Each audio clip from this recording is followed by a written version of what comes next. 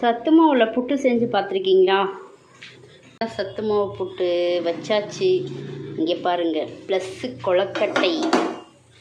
சத்து மாவு புட்டு அண்டு கொழுக்கட்டை எப்படி இருக்கிறது? அதுக்கு தேங்காய் பூ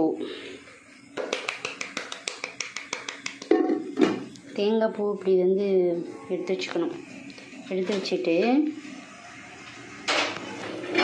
நமக்கு எவ்வளோ மாவு தேவையோ அவ்வளோ மாவை கொஞ்சமாக அப்படியே தண்ணி தெளித்து, நம்ம எப்பயும் புட்டுக்கு மாவு எப்படி பிணைவோம், புட்டுக்கு மாவு எப்படி பிழைகிறது தெரியுமா? நல்லா கொஞ்சம் கொஞ்சமாக தண்ணி விட்டு பிழைஞ்சிட்டு நம்ம இந்த புட்டு மாவு இருக்குது பாருங்களேன், அதை இப்படி வந்து இந்த கொழுக்கட்டை மாதிரி ஒரு பிடிக்கணும். இப்படி பிடிச்சிட்டு திரும்பி அந்த உதுத்து விட்டோன்னு வச்சுக்கோங்களேன், திரும்பி இந்த மாதிரி பொலன்னு வந்துடணும். அதுதான் பதம் புட்டுக்கு.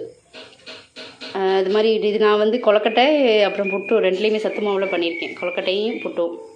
கொழுக்கட்டைக்கு மட்டும் என்ன பண்ணியிருக்கேன்னா, இதில் சுகரெல்லாம் எதுவும் போடலை, வெறும் மாவை தண்ணி ஊற்றி அப்படியே பிழைஞ்சி இட்லி பாத்திரத்தில் வச்சுருக்கேன் அப்படியே.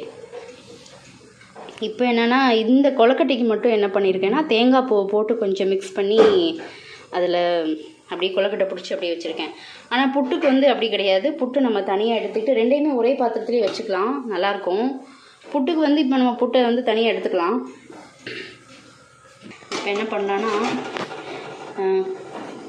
இப்போது வந்து இந்த பூ வந்து இதில் போட்டுடலாம் ஃபஸ்ட்டே. ஏன்னா ஒவ்வொரு பாத்திரத்தையும் எடுத்து வச்சுக்கிட்டே தெரிய முடியாதுல்ல. அதனால் பாத்திரம் வந்து அதிகமாக எடுத்தோம்னா நம்ம தான் கழுவணும், கஷ்டப்படணும். அதனால் அதுலேயே எடுத்துட்டு அதில் போட்டுடலாம். இப்போ தேங்காய் பூவில் போட்டாச்சு. இப்போ எதுக்காக நான் இந்த தட்டு, இதில் நம்ம வந்து இந்த கொழுக்கட்டையை எடுத்து வச்சிடலாம். கொஞ்சம் கொஞ்சம் ஒட்டி இருக்கும், அதனால் ஒன்றும் பிரச்சனை இல்லை. கொழுக்கட்டையை இப்போ கொழுக்கட்டை வந்து இப்போ தான் அடுப்பு ஆஃப் பண்ணேன். நீங்கள் வந்து எப்படி எடுத்துடாதீங்க, சுட்டுரும். எனக்கு பழகினதுனால நான் அப்படியே எடுக்கிறேன். நீங்கள் எடுத்துக்கிட்டே சுட்டுக்காதீங்க. 15 வருஷம் எக்ஸ்பீரியன்ஸ். நீங்கள் ஒரு கரண்டி எடுத்து வச்சு எடுத்துக்கோங்க. அவங்களே எக்ஸ்பீரியன்ஸாக இருப்பாங்க, வீடியோ பார்த்துக்கலாம்.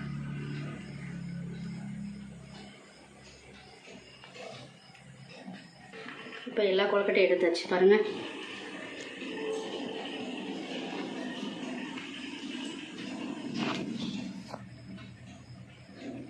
கொழுக்கட்டை பாருங்கள்,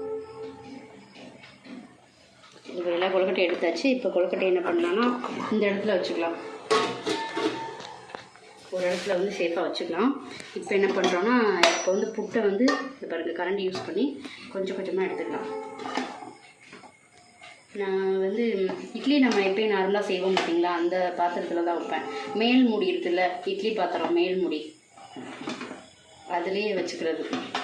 அதுதான் ஈஸியாக நமக்கு யூஸ் பண்ணுறதுக்கு ஈஸியாக இருக்கும். டக்குன்னு சும்மா ஒரு 10 நிமிஷம் வெந்தால் போதும். இந்த புட்டு சீக்கிரம் வந்து வெந்துடும். ரொம்ப வந்து வேக விட்றாதீங்க, 10 நிமிஷம் வெந்தால் போதும். இப்படியே மெதுவாக எடுத்துக்கலாம் கொஞ்சம் கொஞ்சமாக.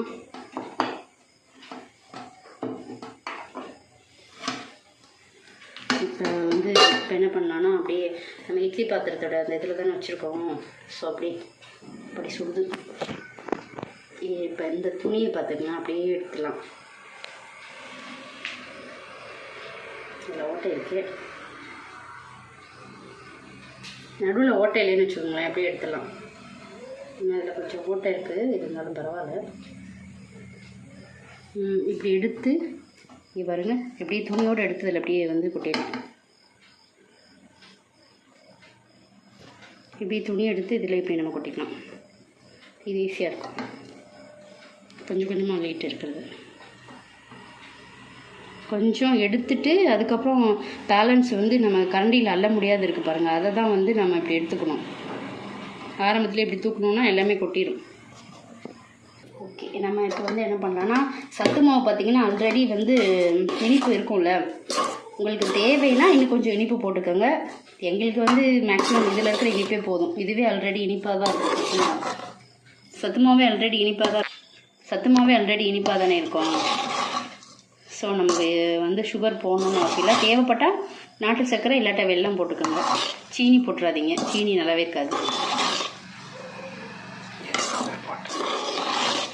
அவ்வளோதான், புட்டு முடிந்து விட்டது.